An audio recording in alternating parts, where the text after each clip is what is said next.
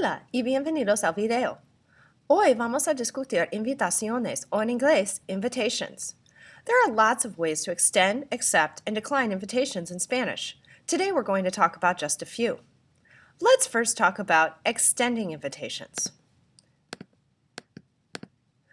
The first way that we can extend an invitation is to say, ¿te gustaría? ¿Te gustaría ir al cine? ¿Te gustaría means, would you like to? The second sentence I said was, would you like to go to the movies?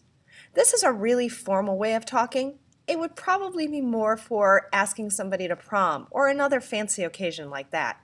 You don't hear it in everyday speech. Another way to extend an invitation is to say quieres. Quieres means, do you want to? So I could say, ¿quieres ir al cine? Do you want to go to the movies? This is a lot less formal and something you'd hear almost every day. A final way is to say puedes or puedes tú. ¿Puedes ir al cine? Puedes means can you. This is the most informal way of asking somebody to do something, but it's probably also the most common. ¿Puedes ir al cine? Can you go to the movies? If you're able to do it and you want to accept, there are many different ways to accept. The most formal way is to simply reply, me gustaría. Me gustaría means I would like or I would like to. So I could say, me gustaría ir al cine. I would like to go to the movies. Again, this is really formal, more for those special occasions. You don't hear it in everyday speech. Two that you do hear in everyday speech is yo quiero or yo puedo. Based on what you saw on the other slide, you've probably figured out that yo quiero means I want to. So yo quiero ir al cine. I want to go to the movies. Or yo puedo ir al cine. I can go to the movies. Again, you probably figured out yo puedo means I can based on the previous slide, or based on puedo ir al baño, which you've been asking me all year. Another thing that you can say that's not really formal, not really informal, is qué idea buena. That means, what a nice idea.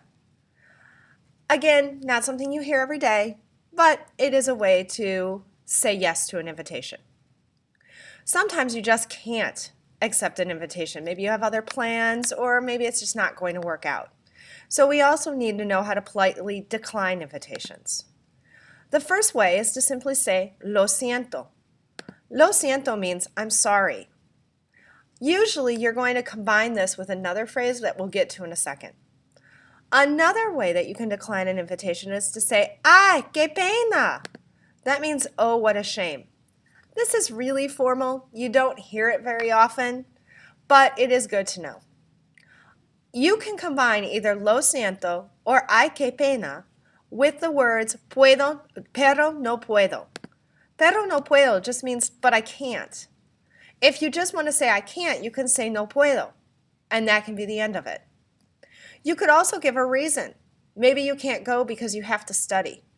In that case, you just say tengo que and the infinitive, like tengo que estudiar. That means I have to do something, like I have to study.